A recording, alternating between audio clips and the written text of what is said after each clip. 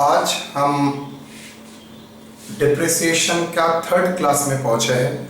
Depreciation related, asset related, मैं depreciation नहीं बोलूँगा, एसेट रिलेटेड ये मेरा लास्ट क्लास होगा। 3 क्लास सफिशिएंट था। अगर लाइव क्लास होता तो 2 पीरियड में कम हो जाता, लेकिन सिंस ये ऑनलाइन क्लास है तो मुझको 3 ब्रेक करके देना पड़ा। तो पहले आ जाते हैं, मैंने कहाँ से क्लास 1 शुरू किया था। क्लास 1 आपको सिखाया गया था accounting depreciation, income tax depreciation same नहीं है। अकाउंटिंग डिप्रिसिएशन में हम लोग को इंडिविजुअल एसेट का डिप्रिसिएशन निकालते हैं, इनकम टैक्स में हम लोग ब्लॉक का डिप्रिसिएशन निकालते हैं। ब्लॉक किसको कहा जाता है? Same class same rate of depreciation block form कराता है। उसके बाद हम लोगों ने ये जाना डिप्रिसिएशन 2 प्रकार का है, normal depreciation, additional depreciation. Normal depreciation her type of capital asset के ऊपर मिल जाता है सिवाय लैंड को छोड़ के। डिप्रिसिएशन अगर आप ब्लॉक के ऊपर करते हो तो ब्लॉक का वैल्यू कैसे निर्धारित होता है? ब्लॉक का वैल्यू होता है opening WDV of the block, last year का जो फिगर है उससे डिप्रिसिएशन माइनस करने के बाद जो ओपनिंग WDV आता है वो प्लस परचेज और acquisition during the year less cell proceed. अगर कुछ बेचा जाता है तो जितना बेचने से पैसा आया है वो माइनस करने के बाद जो आता है that will be deducted from the block. So net result आपके लिए आ जाता है ब्लॉक का WDV 31/3/2020। उसी के ऊपर डिप्रिसिएशन, वहां पर नॉर्मली डिप्रिसिएशन चार्ज होता है। जो ब्लॉक का WDV उसके ऊपर ही परसेंटेज दिया रहेगा, याद करने की कोई जरूरत नहीं है एक्सेप्ट फ्यूज जैसे इंटेंजिबल्स के लिए 25% होता है। ये छोड़ के बाकी मोरलेस सही देता है, दे ही देगा भी एग्जाम में। दूसरा बात आता है, उसी दौरान हम लोगों ने बोला था एक स्पेशल प्रोविजन है, बोल रहा है अगर उस WDV में ऐसा कोई एसेट है जो न्यू एसेट है, आई रिपीट, उस ब्लॉक का WDV में ऐसा कोई एसेट है जो न्यूली परचेज किया गया है एंड उसका यूज इस्तेमाल 180 डेज से कम हुआ है, तो बोल रहा है जितना अमाउंट का परचेज प्राइस है उस अमाउंट के ऊपर, बिकॉज एसेट तो एग्जिस्ट नहीं रहता है, उस अमाउंट के ऊपर जितना अवेलेबल है उसके ऊपर नॉर्मल डिप्रिसिएशन चार्ज तो करेंगे, लेकिन 50% ऑफ नॉर्मल डिप्रिसिएशन। मतलब न्यू एसेट अगर 1 लाख का है जो 180 डेज से लेस है, यूज इस्तेमाल हुआ है, पुट टू यूज मतलब रेडी टू यूज हुआ है, उसके ऊपर डिप्रिसिएशन चार्ज करने के बाद जो फिगर आता है उसका 50% आपको मिलेगा। इसलिए मैं क्या लिखा है, new cost of the asset into rate of depreciation into 50%। Depreciation calculate करेंगे नॉर्मल तरीके से, लेकिन अलाउंस पूरा नहीं मिलेगा 50%, और बाकी जो बैलेंस बचता है नॉर्मल प्रोविजन के में ही डिप्रिसिएशन कैलकुलेट हो जाएगा। तो ये मैं बात कर रहा था नॉर्मल के ऊपर। उसके बाद मैंने आप लोगों के साथ बात छेड़ा है एडिशनल डिप्रिसिएशन। एडिशनल डिप्रिसिएशन का मतलब क्या है? एडिशनल डिप्रिसिएशन का मतलब ऑलरेडी बोर्ड में है तब भी मैं बोलूंगा। एडिशनल डिप्रिसिएशन का मतलब होगा सर, मेरे पास जैसे नॉर्मल डिप्रिसिएशन मिलता है तो मिलता ही, उसमें कोई प्रॉब्लम नहीं है, लेकिन दोस्त आर मैन्युफैक्चरर, कंट्री में मैन्युफैक्चरर में ज्यादा इंपॉर्टेंस दिया जाता है, तो वो लोगों के लिए इंसेंटिव के लिए कुछ ज्यादा प्रबंध इनकम टैक्स में करके रखा गया है, जैसे एडिशनल डिप्रिसिएशन उसमें एक पार्ट है। तो एडिशनल डिप्रिसिएशन बोल रहा है जो मैन्युफैक्चरिंग सेक्टर है, अगर प्लांट एंड मशीनरी का खरीदता है, दूसरा कोई एसेट नहीं, फर्नीचर कंप्यूटर खरीदता है उसके लिए नहीं, अगर प्लांट एंड मशीनरी खरीदता है तो प्लांट एंड मशीनरी मैन्युफैक्चरर है, सर्विस सेक्टर नहीं है। अगर मैन्युफैक्चरर है, प्लांट एंड मशीनरी अगर खरीदता है तो उसके ऊपर नॉर्मल जैसे डिप्रिसिएशन मिलता है तो मिलता ही है, सबको ही मिलता है। उसको छोड़ के भी एडिशनल कुछ मिलेगा, उसी का नाम है एडिशनल डिप्रिसिएशन, और वो सिर्फ एक बार ही मिलेगा। एक बार मतलब एक्चुअल कॉस्ट के ऊपर एक बार मिलेगा। वहां पर 2 प्रोविजन क्या था, बोल रहा है एक्चुअल कॉस्ट के ऊपर मिलेगा, मतलब ब्लॉक रहे ना रहे कोई मतलब नहीं है, नेगेटिव ब्लॉक पॉजिटिव ब्लॉक कोई मतलब नहीं है, अगर परचेस किया आपको एडिशनल डिप्रिसिएशन मिलेगा ही मिलेगा। तो एडिशनल डिप्रिसिएशन बोल रहा है, वहां पर 2 कैटेगरी बताया था। अगर आपका काम manufacturing unit notified area of West Bengal, Bihar, Telangana, Andhra Pradesh, देखना मैप का पूरा एक साइड में ही है। इंडियन मैप का, वो तीनों में अगर नोटिफाइड एरिया में, मतलब कलकत्ता में करते हो वेस्ट बंगाल, उसको लिए नहीं, ये नोटिफाइड एरिया में अगर काम मैन्युफैक्चरिंग यूनिट के लिए new plant and machinery, old नहीं सर, ओल्ड मशीनरी के लिए क्या नॉर्मल डेप्रिसिएशन नहीं होता है? 100%। लेकिन अगर सेकंड हैंड मशीनरी खरीदते हो उसके लिए एडिशनल डेप्रिसिएशन नहीं मिलेगा। तो ये नोटिफाइड एरिया में अगर आप न्यू प्लांट एंड मशीनरी खरीदते हैं उसके लिए एडिशनल डेप्रिसिएशन का रेट हो जाएगा 35%। लेकिन नोटिफाइड एरिया छोड़ के बाकी जहां पर आप खरीद करते हैं मैन्युफैक्चरिंग यूनिट, आपको मिलेगा 20% एडिशनल डेप्रिसिएशन, और वो भी एक बार। लेकिन यहां पर एक छोटा क्लॉज लगा है, क्या? अगर आप जो एसेट के ऊपर एडिशनल डेप्रिसिएशन क्लेम करना चाहते हैं वो अगर 180 डेज से कम इस्तेमाल होता है तो 50% इस साल, बाकी 50% नेक्स्ट ईयर, और कोई स्पेशल इसमें प्रोविजन नहीं है। तो 1 और 2 में हम लोगों ने नॉर्मल डेप्रिसिएशन, एडिशनल डेप्रिसिएशन का प्रॉब्लम किया, उसका इलस्ट्रेशन भी हम लोगों ने किया, उसमें कोई इशू नहीं है। हाँ, उसी दौरान मैं आप लोगों को एक चीज भी बता देता हूं, दैट इज ब्लॉक अगर ट्रांसफर हो रहा है तो वहां से कैपिटल गेन आ सकता है। मैंने क्या कैसे समझाया था? मैंने बोला था मान लीजिए कोई ब्लॉक माइनस करने के बाद नेगेटिव आ गया, तो सर नेगेटिव आ गया कैसे हो सकता है? मतलब purchase, acquisition plus opening WDV मिला के मेरा जितना ब्लॉक का वैल्यू था, आई रिपीट बेटा, don't assume asset, block of asset का वैल्यू जितना था उससे सेल करने से अगर ज्यादा पैसा मिलता है तो कैपिटल गेन, तो ऑलवेज ये शॉर्ट टर्म कैपिटल गेन होगा। वो चाहे ब्लॉक का सब एसेट आप बेच दे और पार्ट ऑफ द एसेट बेचते हैं, अगर फिगर नेगेटिव डब्ल्यूडीवी आता है तो 100% शॉर्ट टर्म कैपिटल गेन। लेकिन सर पॉजिटिव अगर डब्ल्यूडीवी आता है तो ठीक है, देखना पड़ेगा उसके लिए दो पार्ट। अगर पॉजिटिव डब्ल्यूडीवी आता है, वो अगर कुछ एसेट, एटलीस्ट 1 एसेट भी ब्लॉक में बचा है, तो उस पॉजिटिव डब्ल्यूडीवी के ऊपर आप डेप्रिसिएशन कैलकुलेट कर सकेंगे। लेकिन अगर पॉजिटिव आ रहा है लेकिन एक भी एसेट जिंदा नहीं है, सब एसेट बेच दिया है, तब तो स्लैग ब्लॉक फिजिकली एग्जिस्ट ही नहीं करता है, सिर्फ नोशनली एग्जिस्ट करता है। अगर फिजिकली एग्जिस्ट नहीं करता है, सिर्फ नोशनली एग्जिस्ट करता है, तो हम लोग उसको क्या बोलेंगे? सर हम लोग उसको बोलेंगे short term capital loss, because चाहते हुए भी आप डेप्रिसिएशन नहीं क्लेम करेंगे, बिकॉज डेप्रिसिएशन क्लेम करने के लिए एसेट को इस्तेमाल करना पड़ेगा, एसेट को फिजिकली रहना पड़ेगा। बोर्ड में देखिए मैंने दिया था ना, नॉर्मल डेप्रिसिएशन करने के लिए, रिपीट नॉट एडिशनल, एडिशनल तो बेच देते हैं तब भी मिलेगा, लेकिन नॉर्मल डेप्रिसिएशन के लिए, डेप्रिसिएशन चार्ज करने के लिए आपका डब्ल्यूडीवी फिगर पॉजिटिव होना चाहिए और ब्लॉक एग्जिस्ट करना चाहिए। एग्जिस्ट मतलब ब्लॉक में कुछ फिजिकली एसेट होना चाहिए, सिर्फ नाम के वास्ते एक ब्लॉक बनाया है, नाम के वास्ते ऑनलाइन क्लास दे रहा है, कुछ क्लास में नहीं आ रहा है, ऐसा नहीं होगा। तो ब्लॉक अगर एग्जिस्ट करता है, पॉजिटिव है, तभी डेप्रिसिएशन होगा। लेकिन अगर ब्लॉक पॉजिटिव होते हुए भी एक भी एसेट नहीं है तो उसके ऊपर डेप्रिसिएशन नहीं होगा, तो वो शॉर्ट टर्म कैपिटल लॉस हो जाएगा। आई थिंक ये मैटर हम लोगों का क्लियर हो चुका है। अच्छा, तो एडिशनल डेप्रिसिएशन, ये मैटर क्लियर। मैं आज थोड़ा एकदम छोटा एक चीज कराऊंगा जो आप लोगों को कवर करना पड़ेगा, तो हम लोग देखते हैं वो क्या होता है। तो 3 चीज बोर्ड में नॉर्मली आ जाएगा। मैं ए पार्ट को थोड़ा रफ करता हूं।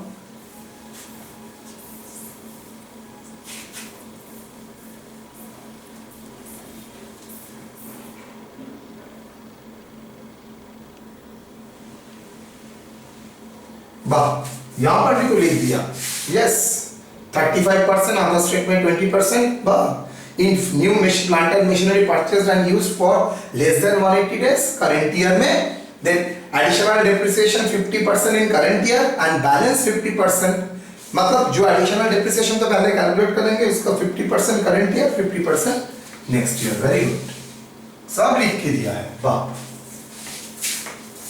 फीस भी देते हो, लिख भी लेते हो, कितना क्या ना क्या करते हो आप लोग। चलिए, आज का जो विषय है मैं उसका चर्चा में आप लोगों के साथ पहले कर लेता हूं। आपको इंसेंटिव देने के लिए डेप्रिसिएशन दिया है, आपको इंसेंटिव, स्पेशल इंसेंटिव देने के लिए आपको और एक चीज दिया है, दैट इज एडिशनल डेप्रिसिएशन। इसका छोड़ के भी इनकम टैक्स डिपार्टमेंट में, इनकम टैक्स प्रोविजन में और एक जगह स्पेशल एडवांटेज दिया है, लेकिन ये वेरी रेस्ट्रिक्टेड है, सबको नहीं मिलता है।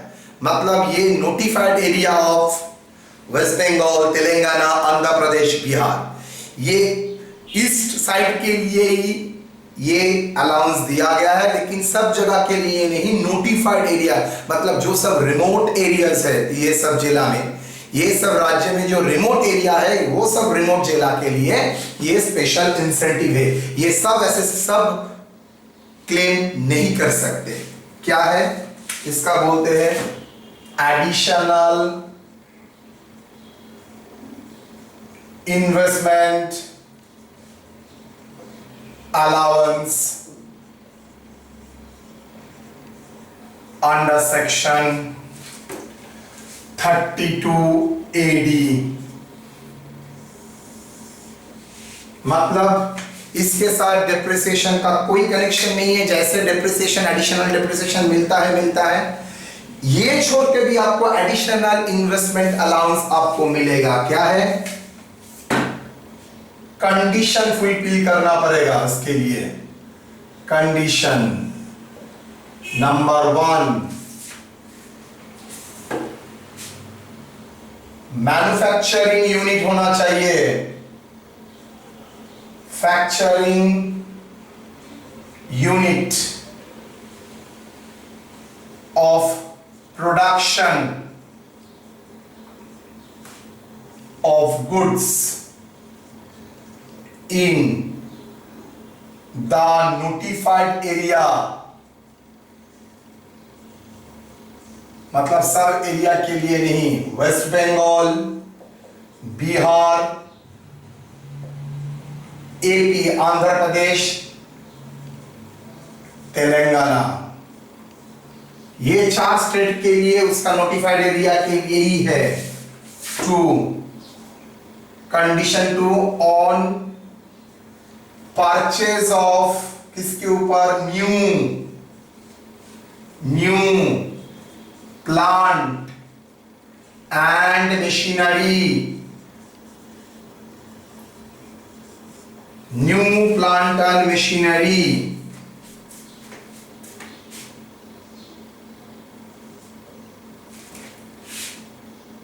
न्यू प्लांट and machinery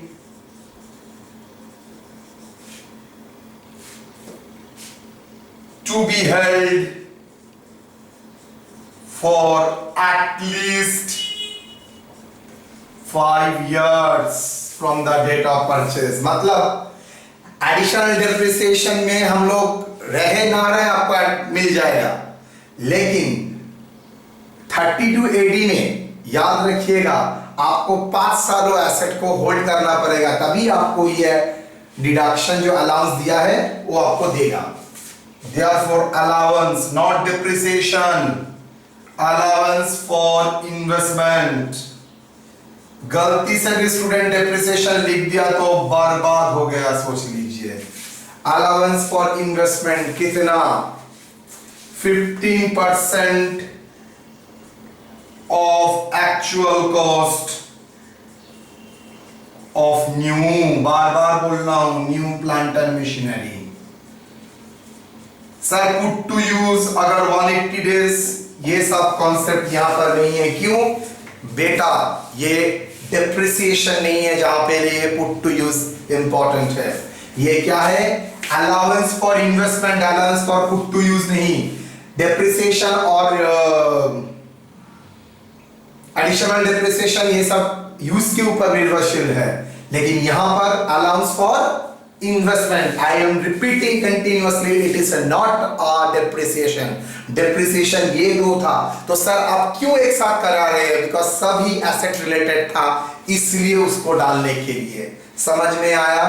तो एक बंदा अगर नोटिफाइड एरिया में कोई बिजनेस एस्टैब्लिश करता है, फैक्ट्री एस्टैब्लिश करता है, तो उसको क्या मिलेगा? Normal depreciation, additional depreciation plus investment allowance में भी 15% का उसको डिडक्शन मिलेगा। लेकिन वही बंदा अगर कलकत्ता में करता है, नॉर्मल डिप्रिसिएशन, एडिशनल डिप्रिसिएशन मिलेगा, लेकिन इन्वेस्टमेंट अलाउंस नहीं मिलेगा। सर वही बंदा अगर सर्विस सेक्टर कुछ में सर्विस सेक्टर बनाता है, मतलब जेरॉक्स मशीन सेंटर और प्रिंटिंग प्रेस बनाता है तो उसको सिर्फ एक ही डिडक्शन मिलेगा, normal depreciation. He can't claim the additional depreciation because additional depreciation, investment allowance दोनों ही न्यू प्लांट एंड मशीनरी के ऊपर मिलता है और वो भी एक्चुअल कॉस्ट के ऊपर। एक साथ पर आने का ये मतलब नहीं है 32 AD इज मतलब क्या है, ऑलवेज आपको डिप्रिसिएशन की तरफ रेट करना पड़ेगा ना, ये स्पेशल अलाउंस है। 32 भी याद रहेगा, AD भी आपको याद रहेगा, AD विटामिन इसलिए।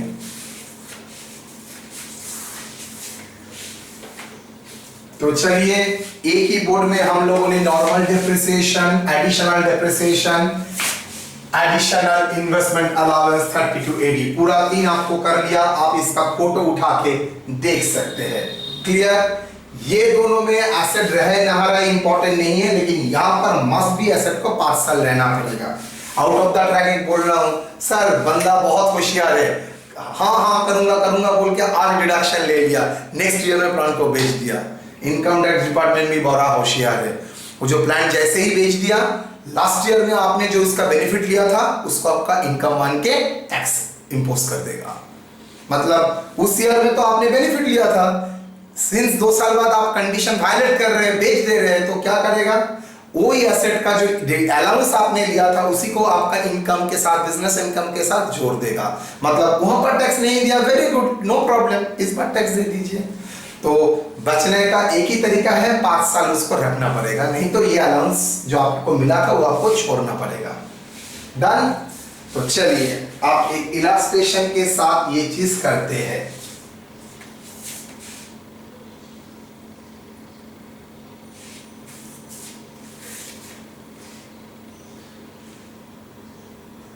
न्यू होना चाहिए, सेकंड हैंड नहीं होना चाहिए, राइट। इलास्ट्रेशन 1 में एक सेट करता हूं। अच्छा, कैन आई रब? यस, और तो कोई ऑप्शन नहीं है, आप रब करना ही पड़ेगा।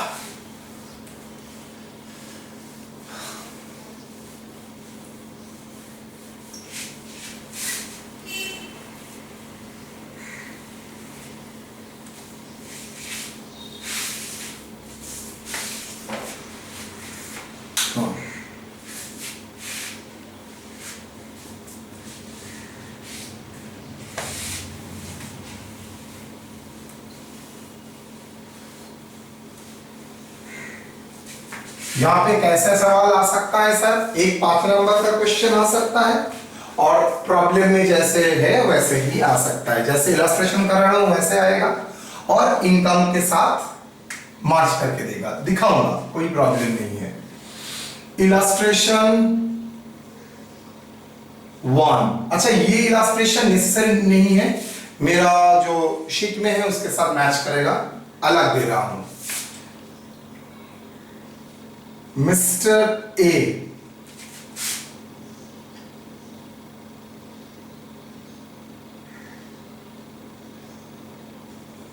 form a manufacturing unit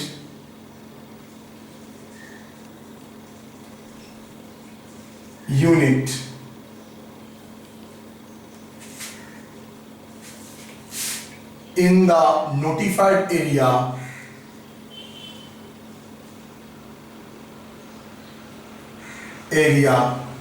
of West Bengal 2 years back.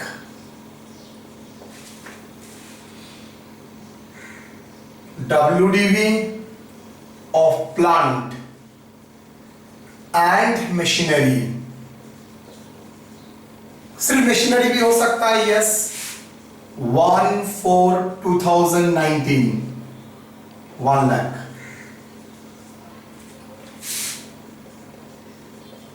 Purchase on 1/5/2019 rupees 4,40,000। फिर से purchase on 59/2019 rupees 80। Okay, sold, अच्छा सोल्ड का झमेला मत दियो, रेट ऑफ डेप्रिसिएशन 15%। अच्छा, होना चाहिए 15, में आप लोगों के लिए 10% करता हूं। Calculate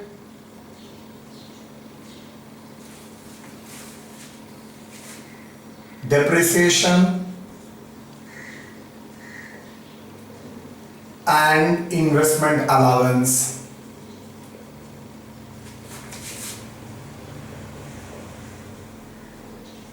under section 32 AD। Okay, चल सॉल्यूशन। ब्लॉक का नाम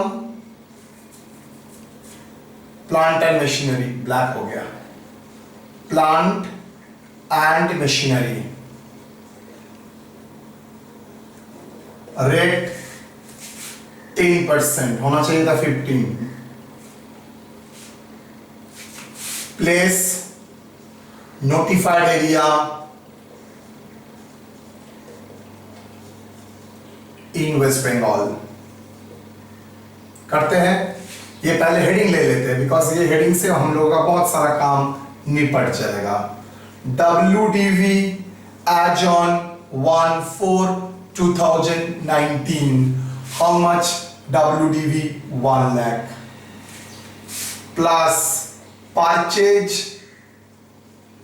1/5/2019 40 प्लस फिर से परचेज 15/9/2019 80। सेल प्रोसीड तो नहीं है, इसको क्या बोलेंगे? WDV 31/3/2020, मतलब 2,20,000। अब डेप्रिसिएशन कैलकुलेशन होगा, क्या अच्छा लगेगा देखना। नॉर्मल डेप्रिसिएशन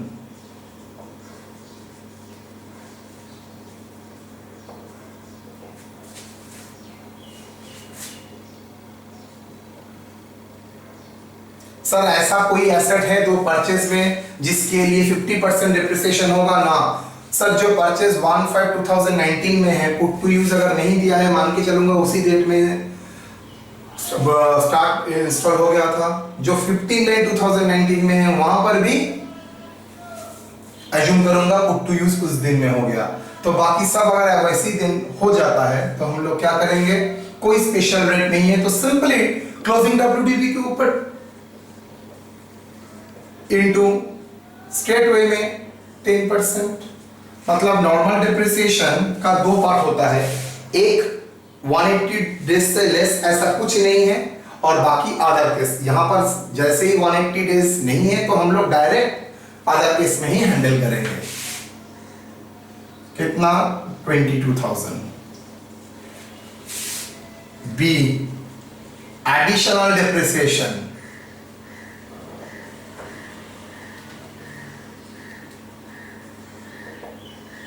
कितना? जो ऑन एडिशनल डेप्रिसिएशन किसके ऊपर होता है? Only on new assets. तो 1,20,000 40 प्लस 80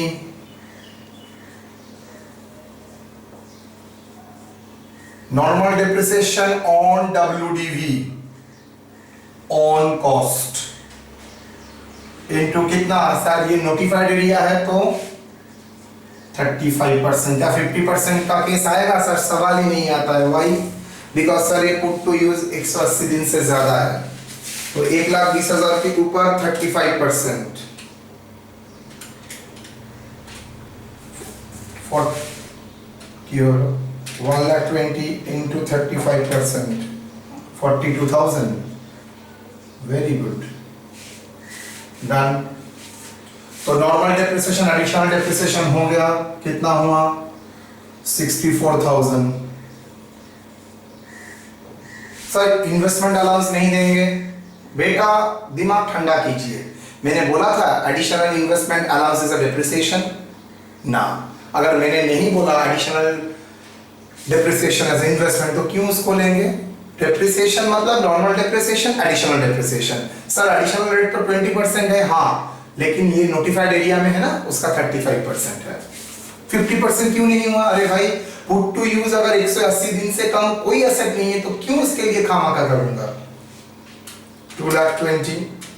2,20 माइनस 64,000, 1,56,000, WDV 31,320। सर गलत लिखा है, 31,320 नहीं हो सकता है। Very good, 1,420।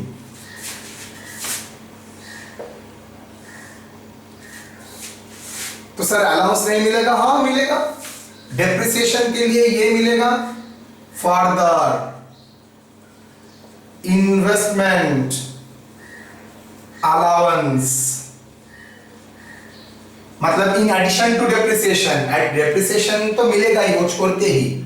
Allowance under section 32 Abhijit dada और एडी क्या होगा? सिंपल। क्यों मिल रहा है? Notified area in West Bengal, नहीं तो नहीं मिलता। 15% of the new asset purchase, 14 plus 18,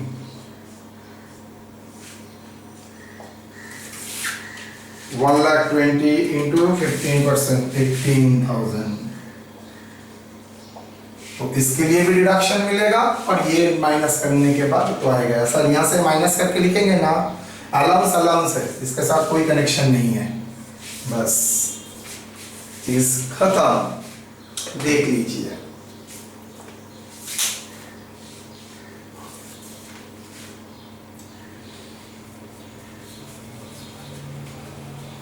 okay, तो normal depreciation, additional depreciation, investment allowance सभी एक इलस्ट्रेशन में हम लोगों ने डाल दिया। हाँ, ये इलस्ट्रेशन में मैंने कॉम्प्लेक्स क्या नहीं किया, मैंने यहाँ पर ये कॉम्प्लेक्स नहीं किया है, दैट इज कॉम्प्लेक्स कर सकते थे कैसे sir? Part of the year 180 days से लेस और ज्यादा, देन कोई प्रॉब्लम नहीं है। यहाँ पर नॉर्मल डेप्रिसिएशन में 2 कैटेगरी आता, एडिशनल में 2 कैटेगरी आता, इन्वेस्टमेंट में कोई रिलेशन है ही नहीं, जैसे है वैसे ही होगा। लेकिन अगर सेकंड हैंड कुछ मशीनरी है तो उसमें ये नहीं आएगा। ठीक है, चलिए देखते हैं, एक बार देख लीजिए आप लोग।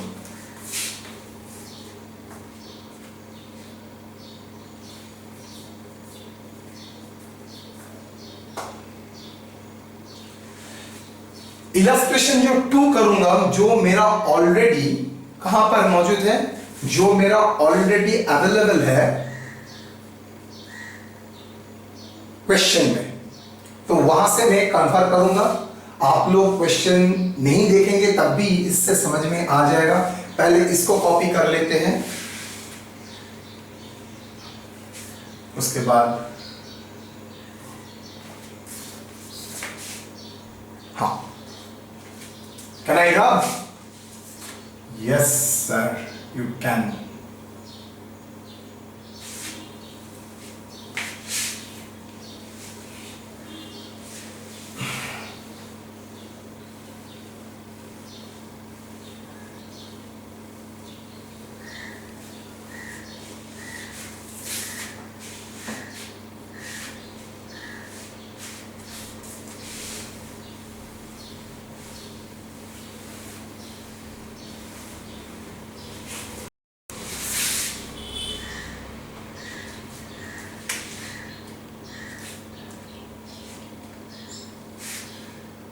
Illustration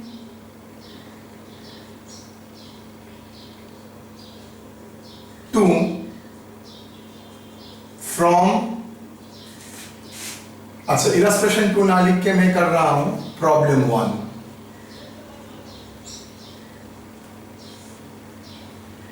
फ्रॉम PDF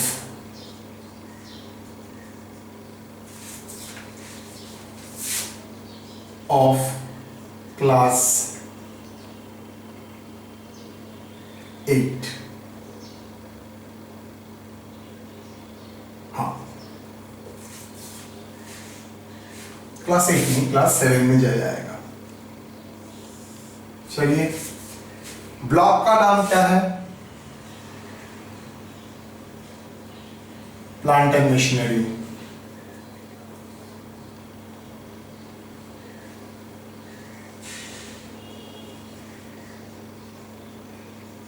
अच्छी तरह से या अच्छा होगा प्रॉब्लम। कितना rate of depreciation?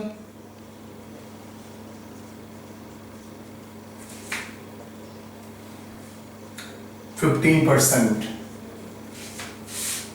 Unit notified area in West Bengal.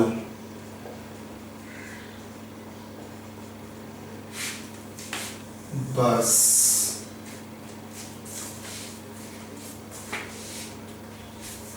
करते हैं। WDV as on 1/4/2019 अमाउंट कितना? नो सर, कुछ नहीं, डैश, बिकॉज फर्स्ट ईयर था। एड परचेज्ड ऑन, दो बार परचेज है, 1/7/2019, जितना तक मेरे आंख में आ रहा है 6 लाख। Add purchase on 1/11/2019। इसका मैं दो कैटेगरी करूंगा, new plant, old plant. Second hand plant था ना एक, तो न्यू। सर ये सिर्फ बोल दिया है he invested 5 lakh in the plant and machinery, of which 1 lakh is a second hand। मतलब न्यू प्लांट है 4 लाख, सेकेंड हैंड प्लांट है 1 लाख। समझ में आया क्यों 4 लाख होगा? Why not 5 lakh minus 1 lakh? 1 lakh तो ओल्ड था ना। बस सेल प्रोसीड कुछ नहीं है सर, लेस। अच्छा, सेल प्रोसीड लिखना है, कोई मतलब नहीं है, लिखने का फायदा ही नहीं है। तब भी सेम टू सेम देखने के लिए बहुत तकलीफ देते हो आप लोग। 11 lakhs। ओके, चलिए जी। अब that is WDV as on 31/3/2020। इसके ऊपर डेप्रिसिएशन होगा। तो डेप्रिसिएशन कितना होगा? दो प्रकार का। पहला A category, normal depreciation. Normal depreciation किसके ऊपर होता है? On WDV। वहां पर सिर्फ एक स्पेशल रेट एप्लीकेबल है अगर ब्लॉक में ऐसा कोई एसेट है जो 180 डेज से कम हुआ है तो उसके ऊपर, बाकी तो सेम ही है। यहां पर ऐसा कुछ है? यस, फर्स्ट परचेज नहीं है, लेकिन सेकंड परचेज में जो 5 लाख का परचेज था वो तो ओल्ड न्यू नॉर्मल डेप्रिसिएशन के लिए इंपॉर्टेंट नहीं है, सब्सिक्वेंट के लिए इंपॉर्टेंट है। तो नॉर्मल डेप्रिसिएशन ऑन WDV तो WDV के ऊपर ही होगा, लेकिन जो एसेट 5 लाख वो क्या है? करेंट ईयर में पुट टू यूज हुआ है लेस देन 180, तो उसके ऊपर नॉर्मल डेप्रिसिएशन का 50% होगा। तो number 1 on asset put to use less than 180 days। क्या होगा? ऐसा तो एसेट 5 लाख की है सर, सेकेंड हैंड मिला के। अरे भाई, नॉर्मल डेप्रिसिएशन के में ओल्ड मशीन न्यू मशीन कहां पर बोला था? मशीन बोला था। एडिशनल डेप्रिसिएशन और इन्वेस्टमेंट अलाउंस में ए न्यू वर्ड आया था, बाकी में तो कहीं पर नहीं आया था। तो 5 लाख सर, 5 लाख तक ले सकते हैं। यस, 11 लाख मेरा WDV है, उसके भीतर तो 5 लाख इंक्लूड ही हो जाएगा। इनटू 15%, ये तो नॉर्मल ही था सर। यस, उसका 50% होगा। सिर्फ यही स्पेशल था नॉर्मल के लिए, नहीं तो क्लोजिंग WDV के ऊपर ही होता। 37,500। टू अदर और बैलेंस WDV। बैलेंस WDV मतलब 11 लाख से मैंने ऑलरेडी 5 लाख का ट्रीटमेंट कर लिया था, तो मेरा ऊपर क्या रह जाता है 5 lakh minus 11 lakh minus 5 lakh, that is 6 lakh के ऊपर 15%।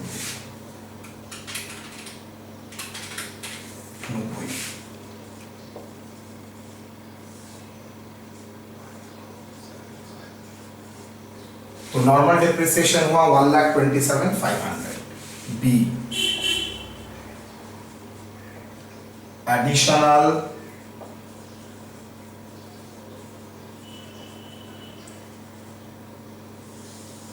depreciation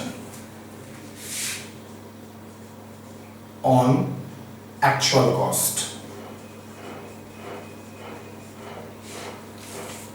नोटिफाइड एरिया है तो 35% होगा एडिशनल डेप्रिसिएशन, लेकिन वहां पर थोड़ा एक क्लॉज था, अगर 180 डेज से कम इस्तेमाल होता है तो एडिशनल डेप्रिसिएशन 50% उस ईयर में होगा और ये अलाउंस नेक्स्ट ईयर में 50% होगा। तो 1 on asset put to use less than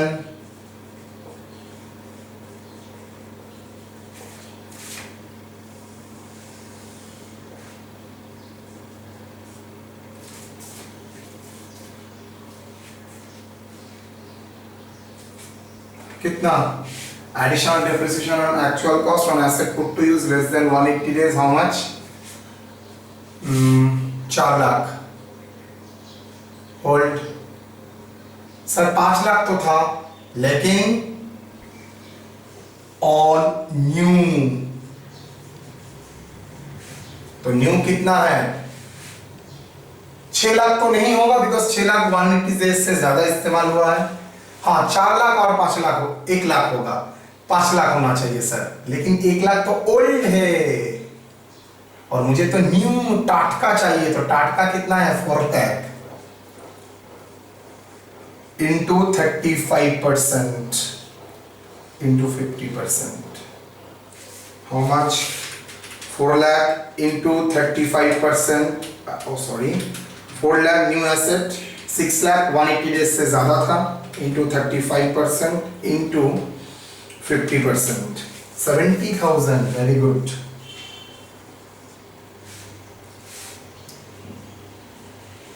on balance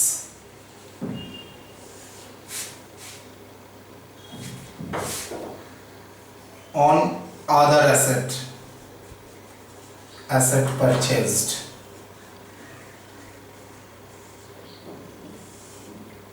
use more than 180 days, 6 lakh, उसके ऊपर फुल एडिशनल डेप्रिसिएशन मिलेगा।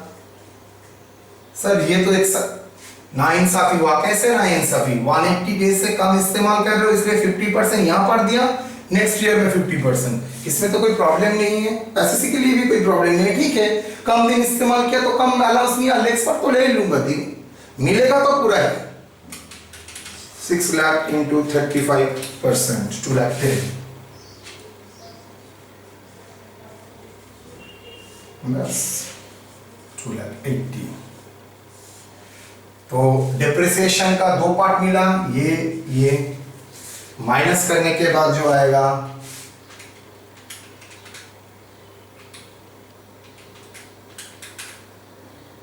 -2 lakh 6 lakh 92,500, that is WDV। फिर से गलती हो रहा था, 1/4/2020। डन। अब इन additional investment allowance, additional investment allowance under section 32 Abhijit Dada, क्या होगा? चलिए जी, additional investment allowance under section 32 AD only new asset purchase, put to use नहीं देखना है, एकदम नहीं। 6 लाख प्लस 5 लाख, नो, उसमें 1 लाख ओल्ड था,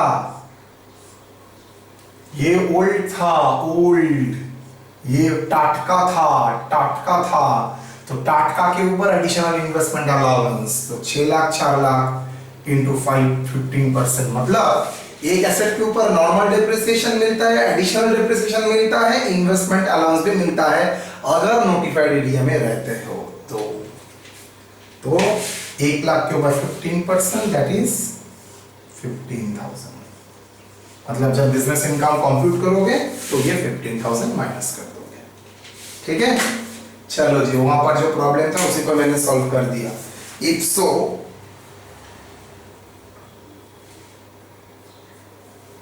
रेट ऑफ डेप्रिसिएशन 15% बोल दिया। अच्छा, ये 15% रेट ऑफ डेप्रिसिएशन नहीं है, एडिशनल इन्वेस्टमेंट अलाउंस का 15% है।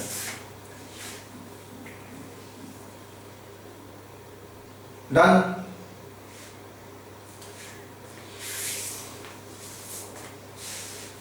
आप लोगों का रमजान कैसे चल रहा है? इस बार तो थोड़ा प्रॉब्लम होगा आप लोगों के लिए, आप लोगों का एक अच्छा फेस्टिवल है, आप लोग बहुत एंजॉय करते हैं, तो रेस्ट्रिक्टेड रहे, क्या करेंगे, ये किसी के लिए तो नोन नहीं है, सब कंट्री में देखिए, सब जगह में तो यही प्रॉब्लम है। ठीक है, हार नहीं मानना है, हम लोगों को कंटिन्यू रखना है। कायर लोग हार मानता है, इंसान जिसके दिमाग है वो क्यों हार मानेगा, कुछ ना कुछ तो निकाल ही लेगा। डन। चलिए, तो डेप्रिसिएशन का पार्ट खत्म होता है। मैं यहाँ पर छोटा 2 इलस्ट्रेशन करूंगा, बिकॉज मैंने यहाँ पर जो भी दिखाया है पूरा कंप्यूटेशन अलग अलग 5 नंबर का क्वेश्चन का बेसिस दिमाग में रखते हुए किया है, लेकिन मैं आपको अब दिखाऊंगा जहां पर आपको बिजनेस में computation, income, direct approach, indirect approach याद है, 3 क्लास से पहले तो था ये सब, वहां पर क्या होगा। चलिए, इलस्ट्रेशन नंबर 2 आते हैं।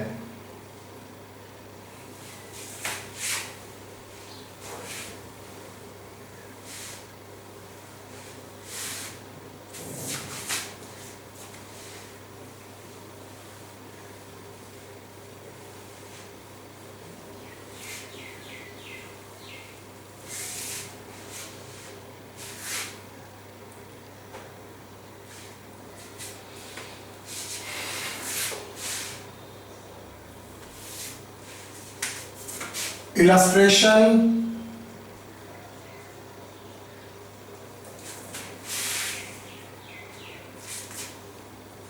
2, वो प्रॉब्लम 1 था, इलस्ट्रेशन 1, उसके बाद प्रॉब्लम 1, अब illustration 2। PL account of mister Raj Kumar,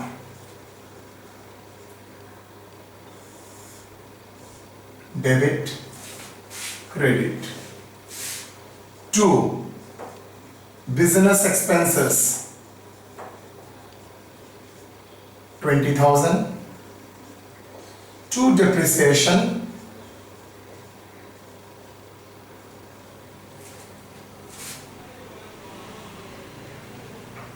15,000 buy sells 80,000 to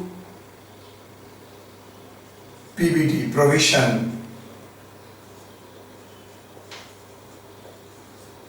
bad debt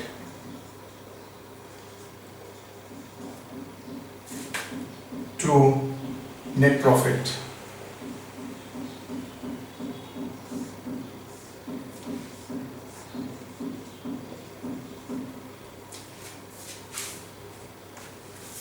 अच्छा, 5,000 करते हैं, ओके,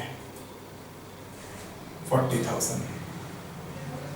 सिर्फ एडजस्टमेंट में क्या बोल दिया है, डेप्रिसिएशन, ये तो था सर, यस, अच्छी तरह से देखो क्या लिख रहा हूं, as per income tax rules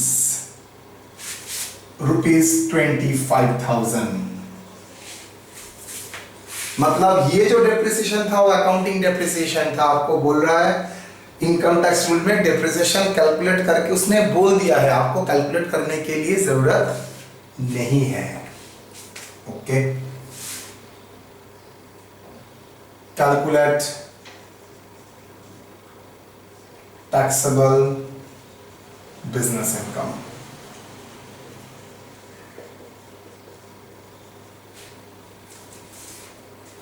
क्या होगा सोल्यूशन? Very easy. अच्छा बोलो तो डायरेक्ट ना indirect approach. Sir accounting profit दे दिया तो 100% उसी को एडजस्ट करके टैक्सेबल प्रॉफिट लाना पड़ेगा। अगर प्रॉफिट नहीं रहते तो हम लोग डायरेक्ट अप्रोच फॉलो करते, मतलब इनकम को, टैक्सेबल इनकम को कंप्यूट करते। तो प्रॉफिट दे दिया, उसको एडजस्ट करने के लिए का मतलब ही होता है indirect approach.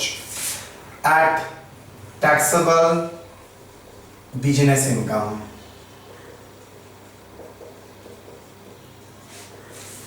rupees, calculate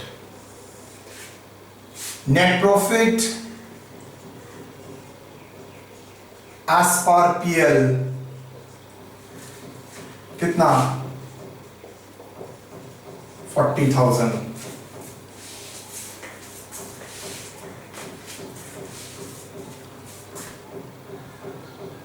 add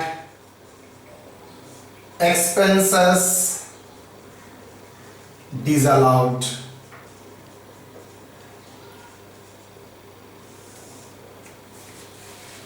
provision for bad debt, bad debt allow है, प्रोविजन अलाउ नहीं है, इनकर्ड होना चाहिए 5,000। डेप्रिसिएशन क्या लिखूंगा? Separately treated. मतलब अलग से ट्रीटमेंट होगा। तो पहले डिसअलाउ कर देते, इग्नोर करते, उसके बाद इनकम टैक्स का जो है माइनस करूंगा, बिकॉज इनकम टैक्स बोल रहा है 25,000 अलाउ है और अकाउंट्स बोल रहा है 15,000 अलाउ है। मैं तो अकाउंट्स का नहीं मानूंगा, अगर नहीं मानूंगा तो माइनस क्या है तो उसको क्या करूंगा? कैंसिल करूंगा, एड बैक कर दूंगा। तो किसको मानूंगा? जो इनकम टैक्स रूल में है। तो पहला कैंसिल कीजिए 15।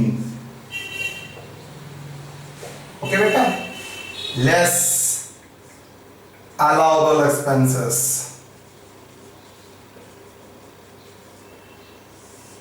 बोलो। depreciation as per IT Act, IT rules, how much? Add करने के बाद 60 हो जाता है, depreciation 25,000, माइनस करने के बाद टैक्सेबल इनकम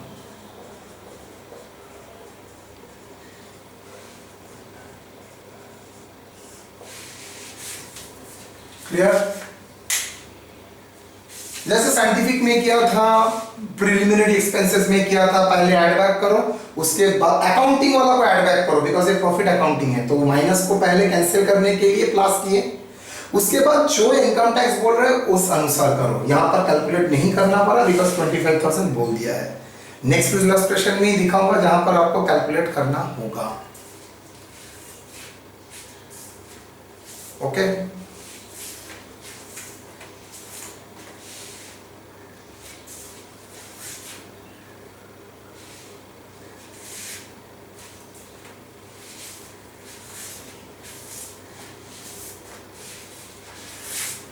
चलिए इलस्ट्रेशन 3 करते हैं।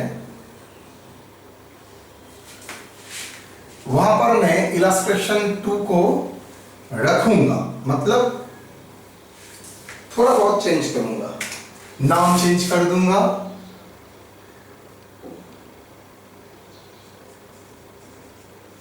तौकीर कर देता हूं।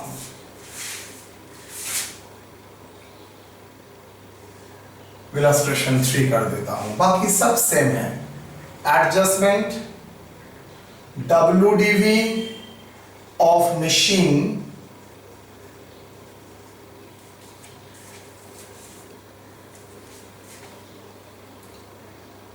तौकीर याद रखना ट्रेडर है,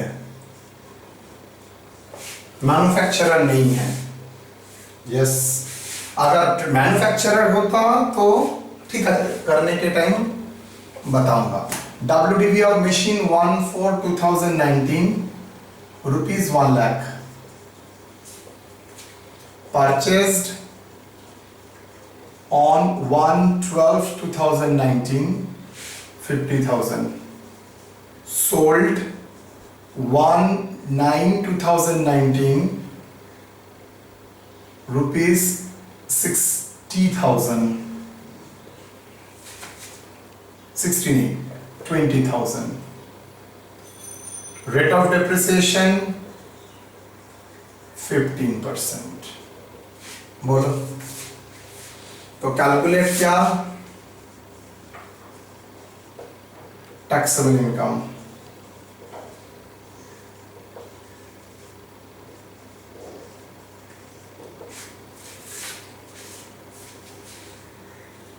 टैक्सेबल इनकम आपको कैलकुलेट करना पड़ेगा। तो चलिए कैलकुलेट करते हैं।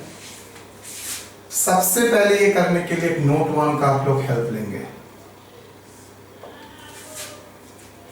क्या नोट 1 बोल रहा है? नोट 1 बोल रहा है sir depreciation,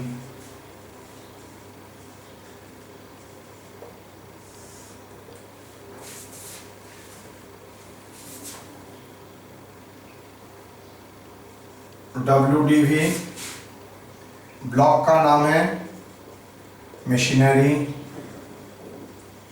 15%, 142019 80 sorry 1 lakh. At purchase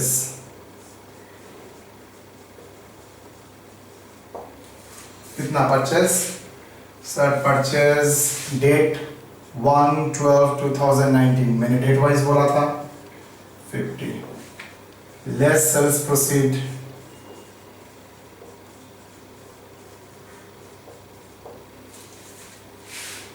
proceed है 20, WDV 31/3/2019 1,30,000। डिप्रिसिएशन एडिशनल मिलेगा सर, ये मैन्युफैक्चरिंग सेक्टर नहीं है, ट्रेडिंग है, तो इसको सिर्फ नॉर्मल डिप्रिसिएशन ही मिलेगा, एडिशनल नहीं। नॉर्मल डिप्रिसिएशन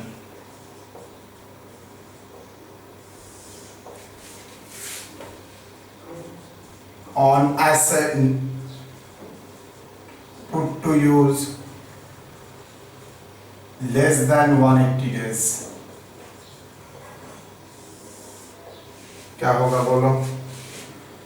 1,50,000, इसके ऊपर 15% इंटू 50%, स्पेशल केस 3,750।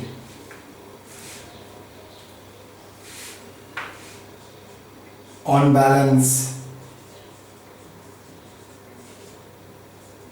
1,30,000 आपका WDV था, -50 ऑलरेडी डील कर चुके हैं, मतलब 80 into 15% that is equal to 12,000। 80 के ऊपर 15% 12,000, टोटल 13,750।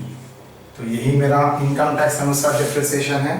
डिप्रिसिएशन अंडर सेक्शन 32 यही कहता है 13,750। चलिए टैक्सेबल इनकम कर लेते हैं आप।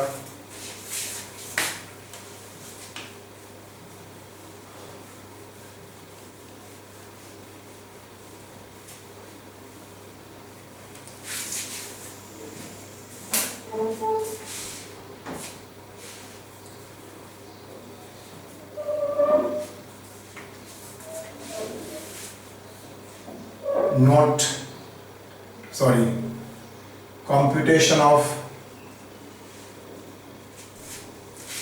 taxable income.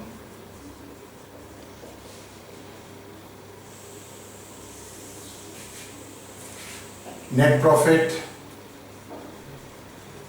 as per PL, how much? 40. Same, add expenses disallowed, PBD Provision for bad debt 5,000. Depreciation separately treated.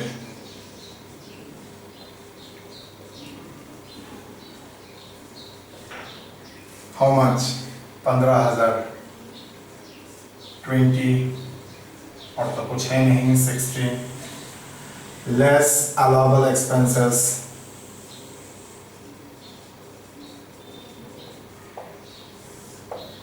Depreciation. Note 1. IT rules. 13,750. 2506. 46 to 50. Taxable income.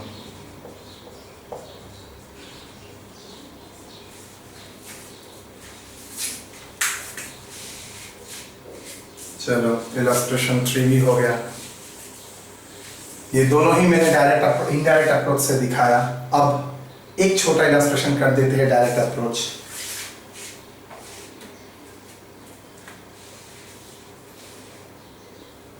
Correct हो गया कॉपी.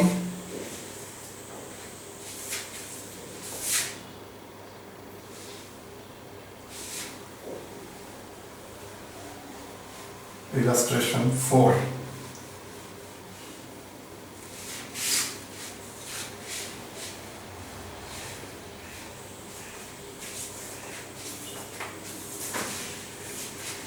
Very small.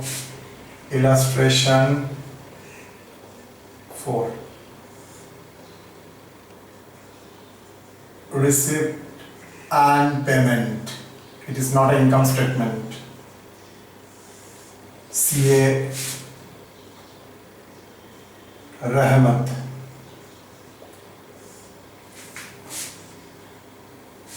क्या करोगे? To balance 10,000. To audit fees 1 lakh. By audit expenses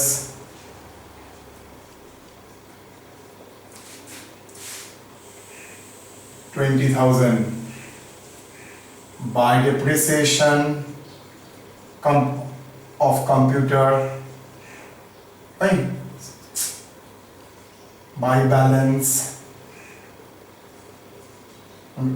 receipt payment में depreciation आता है कितना? 90. इसमें बोल दिया है एडजस्टमेंट में डिप्रिसिएशन एज पर IT rules rupees 15,000. Solution. Taxable professional income. Sir direct ना indirect approach. Obviously direct approach. Net profit कहाँ दिया है? तो रिसीट पेमेंट है. Receipt payment is a net profit. Income statement ना आपको इनकम कंप्यूट करना पड़ेगा, प्रॉफिट कंप्यूट करना पड़ेगा. कहां पर दिया है? Audit fees 1 lakh. Less allowable expenses. सिर्फ अप्रोच दिखाने के लिए मैंने किया. ऑडिट एक्सपेंसेस मतलब जो बंदा लोग उसके अंडर में काम करता है ना, आर्टिकल लोग, वो लोग के लिए खर्चा. Depreciation not accounting. आपको कंफ्यूज करने के लिए आईटी भी दे दिया, अकाउंट्स भी दे दिया. आप लोग गलती से भी अकाउंट्स नहीं लेंगे. As per IT rules 35,000. तो क्या आ जाएगा? Taxable income, taxable business income, taxable professional income वही है सेम. Professional income 65,000. डन. मतलब पूरा चीज को आपके सामने रख दिया. आपका भी अच्छा लगा. तो पूरा डिप्रिसिएशन का कॉन्सेप्ट खत्म. मतलब आपका बड़ा हार्डल खत्म हो गया. नॉट ओनली दैट, इसके साथ आपका जो नोट्स ओरिजिनल क्लास 1 में डिसअलाउड एक्सपेंसेस में था वो सब कंप्लीट हो गया। धीरे धीरे बोलता हूँ क्या क्या, scientific research expenditure, preliminary expenses, depreciation जो बड़ा बड़ा था खत्म। साइंटिफिक के लिए 1 क्लास हुआ था, प्रिलिमिनरी के लिए 1 क्लास हुआ था एंड डिप्रिसिएशन के लिए 3 क्लास हुआ। और बाकी जो बोनस, कमीशन, प्रोविडेंट फंड में एम्प्लॉयर का contribution, interest, bad debt, advertisement, ये सब हम लोगों ने 1 क्लास किया था। तो कि वो लोगों को कंबाइन करके 1 क्लास। तो टोटल का स्ट्रक्चर क्या हुआ, इंट्रोडक्शन के लिए 1, फर्स्ट अलाउबल एक्सपेंसेस के लिए 2, साइंटिफिक के लिए 1, साइंटिफिक के बाद प्रिलिमिनरी एक्सपेंसेस के लिए 1, डेप्रिसिएशन के लिए 3, मतलब टोटल 7 क्लास मैंने कंप्लीट किया। तो उसके साथ डिडक्शन कंप्लीट होता है। अब हम लोग डिसअलाउड एक्सपेंसेस में हम लोग जाएंगे, मतलब ये तो था पूरा कितना अलाउबल एक्सपेंसेस के हेड में। अब कौन कौन सा एक्सपेंसेस बोल दिया है डिसअलाउड, ऐसा 3 हेड आपका है, 43B, 40A2, 40A3। ये 3 हम लोग 2 क्लास में सब्सिक्वेंटली करेंगे। चलिए